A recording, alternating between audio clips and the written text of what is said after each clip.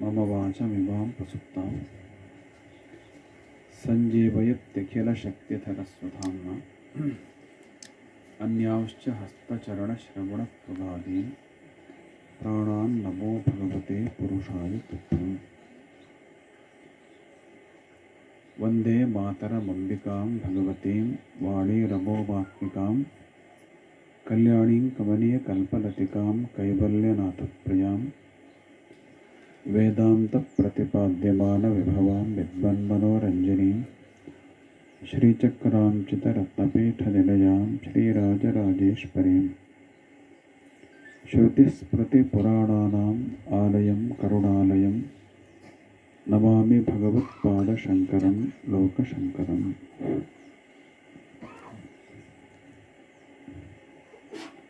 ಭೂಮಿ ಹುಣ್ಮೆಯ ಶುಭ ದಿವಸದಂದು ಭೂಮಿ ಸುಪೋಷಣೆ ಹಾಗೂ ಸಂರಕ್ಷಣೆಗಾಗಿ ರಾಷ್ಟ್ರಮಟ್ಟದ ಜನ ಅಭಿಯಾನ ಕರಡೊಳ್ಳಿ ಗೋಶಾಲೆ ನಡೀತಾ ಇರುವುದು ಬಹಳ ಸಂತೋಷದ ಸಂಗತಿ.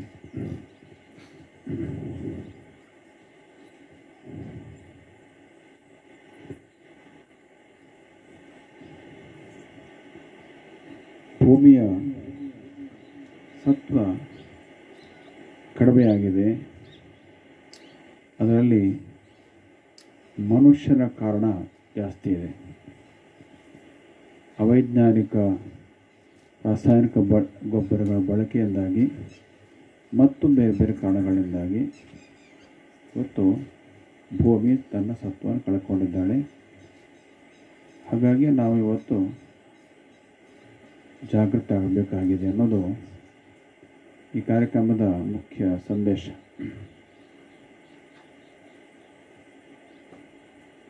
ಇವತ್ತಿನ ದಿವಸ ಬಹಳ ಮಹತ್ವದ ದಿವಸ. ಭೂಮಿ ದೇವಿಯನ್ನು ಪೂಜಿಸುವಂತಹ ದಿವಸ. ರೈತರು ತಮ್ಮ ತಮ್ಮ ಗದ್ದೆ ಅಥವಾ ತೋಟಗಳಿಗೆ ಹೋಗಿ ಭೂಮಿಯನ್ನು ಪೂಜೆ ಮಾಡ್ತಾರೆ. ಇವತ್ತು ನಾವು ನೋಡಿದ್ದೇವೆ ಬಾಲ್ಯದಲ್ಲಿ. ಕೆಲವು ಮನೆಗಳಲ್ಲಂತೂ ತಾವು ತಿನ್ನುವ ಆಹಾರ, ಇವತ್ತೇನೋ ಕಡುಬು ಎಲ್ಲ ಮಾಡ್ತಾರಲ್ಲ, ಆ ಕಡುಬನ್ನು ಸಹಿತ ಭೂಮಿ ಒಳಗೆ ಹಾಕಿ ಮುಚ್ತಾರೆ, ಮಣ್ಣೊಳಗೆ ಹಾಕಿ. ಅಷ್ಟು ಶ್ರದ್ಧೆಯಿಂದ ಭೂಮಿ ಪೂಜೆ ಮಾಡ್ತಕ್ಕಂಥ ಒಂದು ದಿವಸ. ಇನ್ನೊಂದು 15 ದಿನ ಕಳೆದ್ರೆ ಗೋಪೂಜೆ ಮಾಡೋ ದಿವಸನೂ ಬಂತು. ಭೂಮಿ ಪೂಜೆ ಮತ್ತು ಗೋಪೂಜೆ ಎರಡು ಹತ್ತತ್ರ ಇರತಕ್ಕಂಥ ಒಂದು ದಿವಸ ಇವತ್ತು.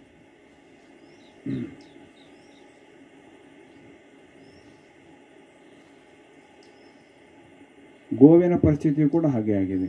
ಆಗ ನನ್ನ ಗಣಪತಿಯವರು ಹೇಳಿದ್ರು, ಗೋವಿನ ಹಾಲು ಕೂಡ ಸತ್ವವನ್ನು ಕಳ್ಕೊಂಡಿದೆ. ಆಯುರ್ವೇದಿಕ ತಜ್ಞರು ಹೇಳ್ತಾರೆ ಮತ್ತು ಔಷಧಿ ತಜ್ಞರು ಹೇಳ್ತಾರೆ, ದೇಶೀಯ ಗೋವುಗಳ ಹಾಲಿನಲ್ಲಿರುವಷ್ಟು ಔಷಧಿ ಗುಣಗಳು ವಿದೇಶಿ ತಳಿಯ ಗೋವುಗಳ ಹಾಲಿನಲ್ಲಿ ಇರೋದಿಲ್ಲ ಅಂತ. ನಿಮಗೆ ಕುಡಿದು ನೋಡ್ರೂ ಕೂಡ ಗೊತ್ತಾಗ್ತದೆ. ನಮಗೆ ಡಾಕ್ಟ್ರು ವೈಯಕ್ತಿಕವಾಗಿ ಪರೀಕ್ಷೆ ಮಾಡುವಾಗ ಅವರು ಕೂಡ ಸಹಜ ಮಾತನ್ನು ಹೇಳಿದ್ರು. ಅವರೇನು ಇದರ ಅಭಿಮಾನಿ ಅಲ್ಲ ಅವರು, ಈ ಅಭಿಯಾನಕ್ಕೆಲ್ಲ ಬಂದವರು ಅಲ್ಲ, ಸಹಜವಾದ ಮಾತನ್ನೇ ಹೇಳಿದ್ರು. ರಾತ್ರಿ 1 ಲೋಟ ಹಾಲು ಕುಡಿಬೇಕು, ನೀವು ಹಾಲು ಕುಡಿಬೇಕು ನೀವು ಅಂತ ಹೇಳಿ. ದೇಶಿ ತಳಿಯರು 1 ಲೋಟ ಕೊಂಡು ಸಾಕು ಅಂತ ಹೇಳಿ. ಎಷ್ಟು ಸರಳವಾಗಿದೆ. ವಿದೇಶಿ ತಳಿಯರು 2 ಲೋಟ ಕುಡಿದ್ರೂ ಪರವಾಗಿಲ್ಲ, ಏನು ಫ್ಯಾಟ್ ಜಾಸ್ತಿ ಆಗೋದಿಲ್ಲ ಅಂತ ಹೇಳಿ.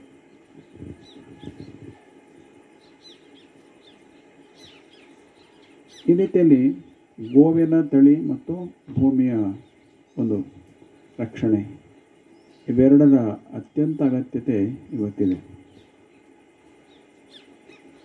ಕೆಲವು ದಿನಗಳ ಹಿಂದಿನವರೆಗೂ ಚಾತುರ್ಮಾಸ್ಯ ಕಾರ್ಯಕ್ರಮ ಇತ್ತು. ಪ್ರತಿ ದಿವಸ ಮಹಾಭಾರತ ಪ್ರವಚನ. ಕಲಿಯುಗದ ಲಕ್ಷಣಗಳ ವರ್ಣನೆ ಬರ್ತಾ ಇತ್ತು ಈ ಸಲ. ಕಲಿಯುಗದ ವರ್ಣನೆಯಲ್ಲಿ ಇವೆರಡೂ ಅಂಶಗಳು ಸೇರಿಕೊಂಡಿದ್ದಾವೆ. ಭೂಮಿ ಸತ್ವಹೀನವಾಗ್ತದೆ ಅನ್ನೋದೊಂದು, ಹಾಗೆ ಗೋವಂಶಗಳು ನಾಶವಾಗ್ತವೆ ಅನ್ನುವಂಥದ್ದು. ಕಲಿಯುಗದ ಇನ್ನೂ ಅನೇಕ ದೋಷಗಳಿದ್ದಾವೆ, ಅವುಗಳ ಪಟ್ಟಿ ಬಹಳ ದೊಡ್ಡದಿದೆ. ಒಟ್ಟಾರೆ ಎಲ್ಲವೂ ದುಸ್ಥಿತಿನೇ. ಆ ದುಸ್ಥಿತಿಗಳ ಕಾಲ ಹತ್ತಿರ ಬರಬಾರ್ದು ಅಂತಿದ್ರೆ ನಾವು ಇವೆರಡನ್ನು ರಕ್ಷಣೆ ಮಾಡ್ಕೊಳ್ಬೇಕು. ಇವೆರಡು ಒಂದಕ್ಕೆ ಪೂರಕ ಕೂಡ ಹೌದು. ಗೋವಿನ ಗೋಮೂತ್ರ ಅಥವಾ ಗೋಮಯ, ಅದರಿಂದ ಭೂಮಿಗೆ ಪೋಷಣೆ ಸಿಗ್ತದೆ. ಹಾಗೆ ಭೂಮಿಯ ಒಳ್ಳೆಯ ರೀತಿ ಬೆಳವಣಿಗೆ ಆದರೆ ಅದರಿಂದ ಗೋವಿಗೂ ಕೂಡ ಪೋಷಣೆ ಆಗ್ತದೆ. ಗೋವಿಗೆ ಹಸಿರು ಮೇವು ಅತ್ಯಂತ ಉತ್ತಮವಾದ ಮೇವು. ಉಳಿದೆಲ್ಲ ಮೇವುಗಳಿಗಿಂತಲೂ ಹಸಿರು ಮೇವು ಅತ್ಯಂತ ಉತ್ತಮವಾದದ್ದು. ಅದರಲ್ಲೂ ಕೂಡ ರಾಸಾಯನಿಕ ಗೊಬ್ಬರಗಳ ಮಿತವಾದ ಬಳಕೆ ಅಥವಾ ಅಲ್ಪವಾದ ಬಳಕೆ ಅಥವಾ ಸಾವಯವ ಗೊಬ್ಬರ ಬಳಕೆಯಿಂದ ಬಂದಂತಹ ಹುಲ್ಲು ಅತ್ಯಂತ ಉತ್ತಮ. ಹೀಗೆ ಒಂದಕ್ಕೊಂದು ಪೂರಕ ಇವು. ಈ ಎರಡೂ ಗೋವು ಮತ್ತು ಭೂ ಎರಡೂ ಪೂಜೆ ಮಾಡತಕ್ಕಂಥ ದಿನಗಳೇ ನಾವು ಸೇರಿದ್ದೇವೆ ಅನ್ನೋದು ಬಹಳ ವಿಶೇಷವಾದ ಸಂಗತಿ.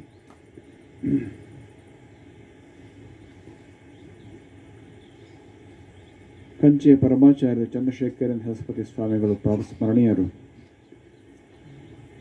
ಅವರು 10 ಚುಟುಕುಗಳಲ್ಲಿ ವಿಶ್ವಕ್ಕೊಂದು ಸಂದೇಶ ಕೊಟ್ಟಿದ್ರು. ಒಂದು ಸಲ ಚುಟುಕು ಒಂದೊಂದು 5-6 ಶಬ್ದಗಳಲ್ಲಿ ಒಂದೊಂದು ಸಂದೇಶ ಸಂಸ್ಕೃತದಲ್ಲಿದೆ ಎಲ್ಲವೂ.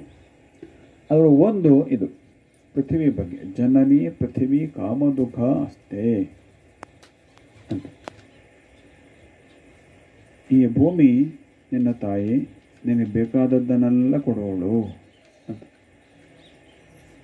ನಾವು ತಾಯಿಯನ್ನು ಹೇಗೆ ನೋಡ್ಕೊಳ್ತೇವೆ ಹಾಗೆ ನೋಡ್ಕೊಳ್ಬೇಕು ಈ ಭೂಮಿಯನ್ನು. ತೀರ ಇತ್ತೀಚೆಗೆ ತಾಯಿಯನ್ನು ನೋಡ್ಕೊಳ್ಬೇಕು ವಿಷಯ ಎಲ್ಲದೂ ಸ್ವಲ್ಪ ಈಗ ಅಲ್ಲೂ ಮುಂದೆ ಯಾವ್ದಾದ್ರು ಒಂದು ಜಾಗೃತಿ ಅಭಿಯಾನ ಆಗಬೇಕೋ ಏನೋ ಅಂತ ಗೊತ್ತಿಲ್ಲ.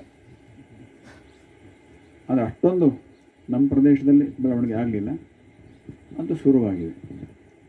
ಆದರೆ ನಮ್ಮ ಚಿಂತನೆ ಹಾಗಿಲ್ವಲ್ಲ. ತಾಯಿಯನ್ನು ನಾವು ಅತ್ಯಂತ ಶ್ರದ್ಧೆಯನ್ನು ನೋಡ್ಕೊಳ್ತೀವಿ. ಹಾಗೆ ಈ ಭೂಮಿಯನ್ನು ನಾವು ಶ್ರದ್ಧೆಯಿಂದ ನೋಡ್ಕೊಳ್ಬೇಕು. ಯಾಕಂದರೆ ಎಲ್ಲವನ್ನೂ ಕೊಡ್ತಕ್ಕಂಥವಳು. ನಾವು ಪ್ರತಿ ಕ್ಷಣವೂ ಆ ಭೂಮಿಯನ್ನೇ ಅವಲಂಬಿಸಿಕೊಂಡಿದ್ದೇವೆ. ಹಾಗಾಗಿ ಅದನ್ನು ಸರಿಯಾಗಿ ಚೆನ್ನಾಗಿ ನೋಡ್ಕೊಳ್ಬೇಕು. ಮಹಾತ್ಮ ಗಾಂಧೀಜಿಯವರು ಹೇಳಿದ ಒಂದು ಮಾತು ನೆನಪಿಗೆ ಬರ್ತದೆ. ನಮಗಿರುವುದು ಒಂದೇ ಭೂಮಿ, ಅದನ್ನು ಸರಿಯಾಗಿ ನಾವು ನೋಡ್ಕೋಬೇಕು ಅಂತ. ಪರಿಸರ ಸಂರಕ್ಷಣೆಯ ವಿಷಯದಲ್ಲಿ ಅವ್ರು ಹೇಳಿದ ಮಾತು. ಇವತ್ತು ರಾಸಾಯನಿಕ ಗೊಬ್ಬರಗಳ ಅವೈಜ್ಞಾನಿಕ ಬೆಳವಣಿಗೆ ಹಾಗೇನೆ ಬಳಕೆ ಹಾಗೇನೆ ಪರಿಸರಕ್ಕೆ ಸಂಬಂಧಪಟ್ಟಂಥ ಅನೇಕ ಅಚಾತುರ್ಯಗಳು ಕೂಡ ಕಾರಣ ಇದೆ. ಭೂಮಿ ಇಷ್ಟೊಂದು ಸತ್ವ ಕಳ್ಕೊಳ್ಳೋದಕ್ಕೆ ಅದು ಕೂಡ ಕಾರಣ ಇದೆ. ರಾಸಾಯನಿಕ ಗೊಬ್ಬರಗಳ ಅವೈಜ್ಞಾನಿಕ ಬಳಕೆ ಬಗ್ಗೆ ನಿಮ್ಮೊಂದು ಜ್ವಲಂತ ಉದಾಹರಣೆ ನಮ್ಮ ಪಕ್ಕದಲ್ಲೇ ಇದೆ. ಹಾವೇರಿ ಜಿಲ್ಲೆ ಬ್ಯಾಡಗಿ ಮೆಣಸು ನಿಮ್ಮ ಬಾಯೆಲ್ಲ ನೀರು ಬರ್ತದೆ. ಉಪ್ಪಿನಕಾಯಿ ತಿಂದರೆ ಮತ್ತು ಮರೆಯೋಂಗಿಲ್ಲ ಅಂಥ ಉಪ್ಪಿನಕಾಯಿ ಮಾಡ್ತಾರೆ ಬ್ಯಾಡಗಿ ಮೆಣಸಿನಿಂದ. ಆ ಬ್ಯಾಡಗಿ ಆ ಊರಿಗೆ ಹೋದರೆ ಅಲ್ಲಿ ಅಂತಾರಾಷ್ಟ್ರೀಯ ಮಾರುಕಟ್ಟೆ ಇದೆ ಮೆಣಸಿಂದು. ಅಲ್ಲಿ ವಿದೇಶಿಗಳಿಗೆ ಕೂಡ ಮೆಣಸು ಹೋಗ್ತದೆ, ತುಂಬ ವ್ಯಾಪಾರಿಗಳು ಬರ್ತಾರೆ. ಆದರೆ ಇತ್ತೀಚೆಗೆ ಅಲ್ಲಿ ಮೆಣಸು ಬೆಳೀತಾ ಇಲ್ಲ, ಮೊದಲಿನ ಹಾಗೆ ಬೆಳೀತಾ ಇಲ್ಲ ಅಥವಾ ಬೆಳೀತಾನೆ ಇಲ್ಲ. ಅದಕ್ಕೇನು ಕಾರಣ ಅಂತಂದರೆ ಈ ಅಂತಾರಾಷ್ಟ್ರೀಯ ಮಟ್ಟದಲ್ಲಿ ಖ್ಯಾತಿ ಬಂದಿದ್ದರಿಂದ ರೈತರಿಗೆಲ್ಲ ಹಣದ ಆಸೆ ಆಗಿ ವಿಪರೀತ ರಾಸಾಯನಿಕ ಗೊಬ್ಬರ ಬಳಕೆ ಮಾಡಿ ಮೆಣಸು ಬಳಕೆ ಶುರು ಮಾಡಿದ್ರು. ಇದರ ಪರಿಣಾಮವಾಗಿ ಈಗ ಮೆಣಸು ಬೆಳೀತಾನೆ ಇಲ್ಲ. ಇದು ನಾವು ಅಲ್ಲಿ ಹೋದಾಗ ನೋಡಿದ್ದೀವಿ ಪ್ರತ್ಯಕ್ಷ. ಅವರು ಹೇಳಿದ್ದಾರೆ, ಅಲ್ಲಿ ಜನಗಳೇ ಹೇಳಿದ ಮಾತಿದು. ಮುಂಚೆ ತುಂಬ ಜೋರಾಗಿತ್ತು, ಈಗ ಮೆಣಸಿನ ಬೆಳವಣಿಗೆನೂ ಕೂಡ ಕಡಿಮೆ ಆಗಿಬಿಟ್ಟಿದೆ, ತುಂಬ ಕಡಿಮೆ ಆಗಿಬಿಟ್ಟಿದೆ ಅಂತ. ಇದೊಂದು ಜ್ವಲಂತ ಉದಾಹರಣೆ. ಇಂಥ ಉದಾಹರಣೆಗಳು ಇನ್ನು ಅನೇಕ ಕಡೆ ಸಿಗ್ತವೆ.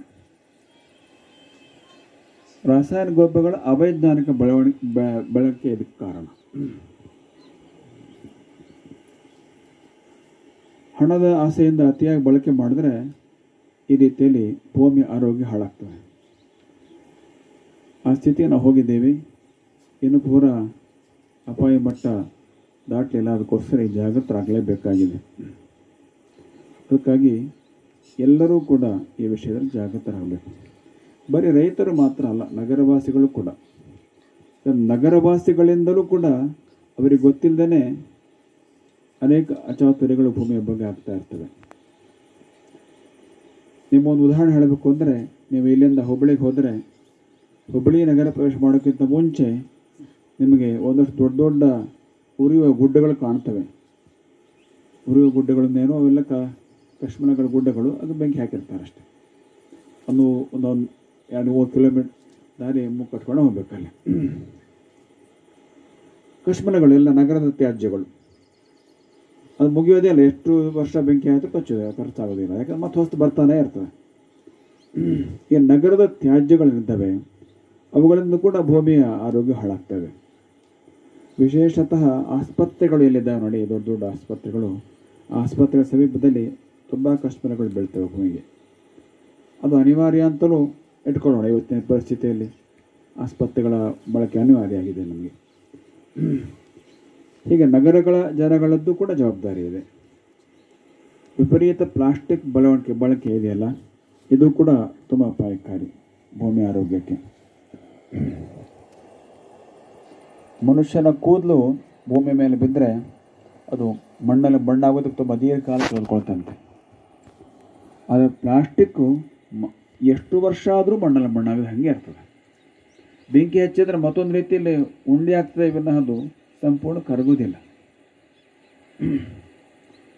ಹೀಗಾಗಿ ವಿಪರೀತ ಪ್ಲಾಸ್ಟಿಕ್ ಬಳಕೆ, ನಗರದ ತ್ಯಾಜ್ಯಗಳು, ಆಮೇಲೆ ಅವೈಜ್ಞಾನಿಕ ರಾಸಾಯನಿಕ ಗೊಬ್ಬರಗಳ ಬಳಕೆ, ಹೀಗೆ ಇವೆಲ್ಲ ಕಾರಣಗಳಿಂದ ಭೂಮಿ ತನ್ನ ಸತ್ವವನ್ನು ಕಳ್ಕೊಂಡಿದ್ದಾಳೆ. ನಾವೀಗ ಜಾಗೃತರಾಗಲೇಬೇಕಾಗಿದೆ. ಹಾಗಾಗಿ ಅಂಥ ಒಂದು ಜಾಗೃತಿ ಅಭಿಯಾನ ಇವತ್ತು ನಡೀತಾ ಇದೆ. ಎಲ್ಲ ರೈತರು ತಮ್ಮ ತಮ್ಮ ಭೂಮಿಯಿಂದ ಒಂದು ಬೊಗಸೆ ಬಣ್ಣ ತಂದು ಹಾಕಿರ್ಬೋದು ಅಲ್ಲಿ. ಮತ್ತು ವಾಪಸ್ ತಗೊಂಡೋಗಬಹುದು ಸೂಚನೆ ಕೊಡ್ತಾರೆ ಅವರು. ತಗೊಂಡೋಗಿ ನೀವು ನಿಮ್ಮ ಭೂಮಿಗೆ ಹಾಕಿರಿ, ಅದನ್ನು ಪ್ರಸಾದ ಅಂತ ಹಾಕಿರಿ ಅಂತ ಹೇಳ್ತಾರೆ. ಅಂದರೆ ಇವತ್ತಿನ ಭೂಮಿ ಪೂಜೆಯಲ್ಲಿ ನಿಮ್ಮ ಭೂಮಿಯ ಪೂಜೆ ಕೂಡ ಇಲ್ಲಾಗಿದೆ, ನಿಮ್ಮ ಕ್ಷೇತ್ರದ ಪೂಜೆ ಕೂಡ ಇಲ್ಲಾಗಿದೆ. ಅದರಿಂದ ನಿಮ್ಮ ಭಾಗವಹಿಸುವಿಕೆ ಕೇವಲ ನೋಡುವುದಷ್ಟೇ ಅಲ್ಲ, ಪೂಜೆಯಲ್ಲಿ ಕೂಡ ನೀವು ಒಂದು ರೀತಿಯಲ್ಲಿ ನೇರವಾಗಿ ಭಾಗವಹಿಸಿದ್ದೀರಿ. ಅದರಿಂದ ಹೊಣೆಗಾರಿಕೆ ಇದೆ ನಿಮಗೂ ಕೂಡ. ಎಲ್ಲರೂ ಅದನ್ನು ವಾಪಸ್ ತಗೊಂಡು ಹಾಕಿದ ನಂತರ ನಿಮ್ಮ ಭೂಮಿಯಲ್ಲಿ ನೀವು ಚೆನ್ನಾಗಿ ನೋಡಿಕೊಂಡು ಸಾಕು. ಏನಪ್ಪ ಅಂದರೆ ಅವೈಜ್ಞಾನಿಕವಾಗಿ ರಾಸಾಯನಿಕ ಗೊಬ್ಬರಗಳ ಬಳಕೆ ಮಾಡೋದಿಲ್ಲ ಅನ್ನೋ ಪ್ರತಿಜ್ಞೆ ಮಾಡಬೇಕು.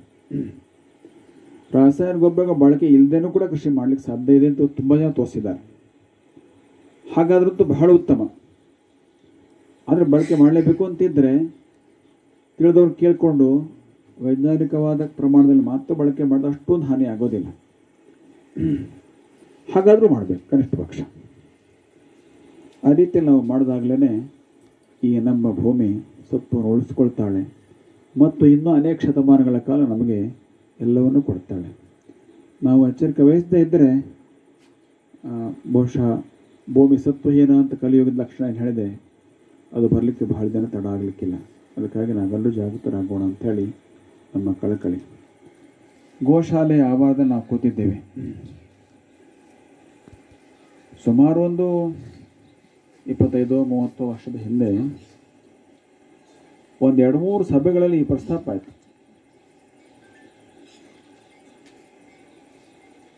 ಈ ಹುಬ್ಬಳ್ಳಿ ಅಂಕೋಲ ರಸ್ತೆ ಹೈವೇ, ಈ ಮೂಲಕ ಅನೇಕ ಗೋವುಗಳ ಸಾಗಣೆ ಆಗ್ತದೆ. ಆ ಗೋವುಗಳನ್ನು ಹಿಡಿದರೆ ಬಜರಂಗ ದಳದವರು ಅಥವಾ ಯಾವುದಾದ್ರೂ ಸಂಘಟನೆಯವರನ್ನು ಹಿಡಿದರೆ ಅದನ್ನು ಇಟ್ಟು ಸಾಕೋದಕ್ಕೆ ಒಂದು ಜಾಗ ಇಲ್ಲ ಇಲ್ಲಿ. ಹುಬ್ಬಳ್ಳಿಗೆ ಹೋಗಬೇಕು ಮತ್ತು ಇಲ್ಲಿ ದೂರ ಹೋಗಬೇಕು ಅಂಥೇಳಿ. ಹಾಗೆ ಇಲ್ಲೊಂದು ಗೋಶಾಲೆ ಅಗತ್ಯ ಇದೆ ಅಂತೇಳಿ ಒಂದು ಮಾತು ಬಂತು. ಅದು 2-3 ಕಡೆ ಬಂತು. ನಾವೊಂದು ಆಲೋಚನೆ ಮಾಡೋದು, ಹಾಗೆ ನಾವೊಂದು ಮಾಡಿದ್ರೆ ಒಳ್ಳೆಯದಾಗ್ತದೆ ಇಲ್ಲಿ ಅಂತೇಳಿ. ಆ ಪ್ರಕಾರ ಒಂದು ಪ್ರಯತ್ನ ಶುರುವಾಗಿ ಯಲ್ಲಾಪುರದಲ್ಲಿ ಇನ್ನೂ ಸುತ್ತಮುತ್ತಲು ಅನೇಕ ಜಾಗಗಳು ಕೂಡ ನಾವು ನೋಡಿದ್ದೀವಿ. ಹತ್ತದಲ್ಲಿ ಯಲ್ಲಾಪುರ ನಗರಕ್ಕೆ 10 ಜಾಗ ಕೂಡ ನೋಡಿದ್ದೇವೆ, ಯಾವುದು ಸಿಕ್ಕಲಿಲ್ಲ. ಕೊನೆಗೆ ಈ ಸ್ಥಳ ಮಠದ ಶಿಷ್ಯ ಕುಟುಂಬದವರದೇ ಅವರದ್ದೇ ಕೃಷಿ ಜಮೀನಾಗಿತ್ತು. ಅವರು ಇದಕ್ಕೆ ಕೊಡೋಕೆ ಸಿದ್ಧರಾದರು. ಇವತ್ತು ದಿನದಿಂದ ದಿನಕ್ಕೆ ಚೆನ್ನಾಗಿ ಬೆಳವಣಿಗೆಯನ್ನು ಹೊಂದ್ತಾ ಇದೆ. ನಿಮ್ಮೆಲ್ಲರ ಸಹಕಾರ ವಿಶೇಷವಾಗಿ ಇತ್ತೀಚಿನ ದಿನಗಳಲ್ಲಿ ಹೆಚ್ಚಿಗೆ ಸಿಗ್ತಾ ಇದೆ. ಈ ಗೋಶಾಲೆಯ ಉದ್ದೇಶ ಈ ರೀತಿಯಲ್ಲಿ ಸಾಕಣೆ ಆಗ್ತಾ ಇದ್ದಂಥ, ಅಂದರೆ ಲಾರಿಯಲ್ಲಿ ಸಾಗಾಟ ಆಗ್ತಾ ಇದ್ದಂಥ ಗೋವುಗಳನ್ನು ಇಲ್ಲಿ ತಂದು ಪೋಷಣೆ ಮಾಡುವುದೇ ಮುಖ್ಯ ಉದ್ದೇಶ. ಹೈನುಗಾರಿಕೆಯ ಒಂದು ಉದ್ಯೋಗ ಮಾಡೋದು ನಮ್ಮ ಉದ್ದೇಶ ಅಲ್ಲವೇ ಇಲ್ಲ. ಗಳಿಕೆ ನಮ್ಮ ಉದ್ದೇಶ ಅಲ್ಲವೇ ಇಲ್ಲ. ಗಳಿಕೆ ಸ್ವಲ್ಪ ಆದ್ರೆ ಆಗಲಿ, ತಾನಾಗಿ ಆದ್ರೆ ಆಗಲಿ, ಅದು ಕಬ್ಬು ಉತ್ಪನ್ನಗಳಿಂದ ಅಥವಾ ಹಾಲಿನಿಂದ ಆದ್ರೆ ಆಗಲಿ. ಆದರೆ ಅದೇ ಪ್ರಧಾನ ಉದ್ದೇಶವಲ್ಲ. ಯಾರು ಆ ರೀತಿಯಲ್ಲಿ ಕಟುಕರ ಕೈಯಲ್ಲಿ ಹೋಗ್ತವೆ ಗೋವುಗಳು, ಅವುಗಳನ್ನು ರಕ್ಷಣೆ ಮಾಡಿ ಇಲ್ಲಿ ಸಾಗಲಿಕ್ಕೆ ಅವಕಾಶ ಮಾಡೋದು ನಮ್ಮ ಮುಖ್ಯ ಉದ್ದೇಶ. ಹಾಗಾಗಿ ನೀವೆಲ್ಲ ಆ ವಿಷಯದಲ್ಲಿ ಸಂಪೂರ್ಣ ಸಹಕಾರವನ್ನು ಮುಂದೆ ಕೂಡ ಕೊಡಬೇಕು. ಎಷ್ಟೋ ಸಲ ಈ ಥರ ಗೋಶಾಲೆಗಳು ನಡೆಸುವಾಗ ಅಲ್ಲಿ ಲಾಭಕ್ಕಿಂತ ಖರ್ಚು ಜಾಸ್ತಿಯಾಗಿ ನಡೆಸುವವರು ಬಹಳ ಕಷ್ಟಪಡುವ ಪ್ರಸಂಗ ಬರ್ತವೆ. ಅದರಿಂದ ನಿಮ್ಮೆಲ್ಲ ಸಹಕಾರವನ್ನು ಅದಕ್ಕಾಗಿ ಅಗತ್ಯವಾಗಿ ನಾವು ಕೋರ್ತಾ ಇದ್ದೇವೆ. ಗೋವುಗಳನ್ನು ಸರಿಯಾಗಿ ನೋಡ್ಕೊಳ್ಳೋ ಬಗ್ಗೆ ಮತ್ತು ಈ ಗೋಶಾಲೆ ವ್ಯವಸ್ಥಿತ ನಡೆಸೋ ಬಗ್ಗೆ ಇತ್ತೀಚೆಗೆ ಹೊಸ ಸಮಿತಿಯ ರಚನೆ ಆಗಿದೆ. ಆ ಸಮಿತಿಯ ಸದಸ್ಯರುಗಳು ಅನೇಕರಲ್ಲಿ ಕಾಣ್ತಾ ಇದ್ದೀರಿ. ವಿಶೇಷವಾಗಿ ಗಣಪತಿ ಭಟ್ರು ಕೋಲಿಬಣ ಅವರು ಕಾರ್ಯದರ್ಶಿ ಆದಾಗಲಿಂದ ಬಹಳ ಉತ್ಸಾಹದ ವಾತಾವರಣ ಇದೆ ಇಲ್ಲಿ. ಅವರಿಗೆ ಬಹಳ ಉತ್ಸಾಹ ಇದೆ ಈ ಕಾರ್ಯಕ್ರಮ ಮಾಡಬೇಕು ಅಂಥೇಳಿ. ಅದಕ್ಕೆ ಬಹಳ ಸಂತೋಷ ಅನ್ನಿಸ್ತದೆ. ಅದಕ್ಕೆ ನೀವೆಲ್ಲ ಸಹಕಾರವನ್ನು ಚೆನ್ನಾಗಿ ಕೊಟ್ಟರೆ ಈ ಗೋಶಾಲೆಯನ್ನು ಒಂದು ಉತ್ತಮ ಗೋಶಾಲೆಯನ್ನಾಗಿ ಮಾಡೋಕ್ಕೆ ಸಾಧ್ಯ ಇದೆ. ಈ ಗೋವಿನ ಮತ್ತು ಭೂಮಿಯ ಪೂಜೆಯ ಒಂದು ಪುಣ್ಯದ ಆಚರಣೆಯಲ್ಲಿ ಭಾಗವಹಿಸೋಕ್ಕೆ ಅವಕಾಶ ಸಿಕ್ಕಿದ ಬಗ್ಗೆ ನಮಗೂ ಕೂಡ ಬಹಳ ಸಂತೋಷ ಇದೆ. ಈ ರೀತಿ ಅಭಿಯಾನ ವ್ಯಾಪಕವಾಗಿ ನಡೆದು ನಮ್ಮ ಜನಗಳ ಜಾಗೃತಿಯಾಗಿ ಭೂಮಿಯ ಸತ್ವ ಹಾಗೆ ಗೋಮಾತೆಯ ವಂಶಗಳ ರಕ್ಷಣೆ ಎರಡೂ ಕೂಡ ಚೆನ್ನಾಗಿ ಆಗಲಿ, ಸಮಾಜಕ್ಕೆ ಅದರಿಂದ ಸಮೃದ್ಧಿ ಆಗಲಿ ಅಂತ ಹಾರೈಸಿ ಮಾತೆಗೆ ಪೂರ್ಣ ವಿರಾಮ ಇಡ್ತೇವೆ. ಲೋಕಾಃ ಸಮಸ್ತಾಃ ಸುಖಿನೋ ಭವಂತು. ನಾರಾಯಣ ನಾರಾಯಣ ನಾರಾಯಣ.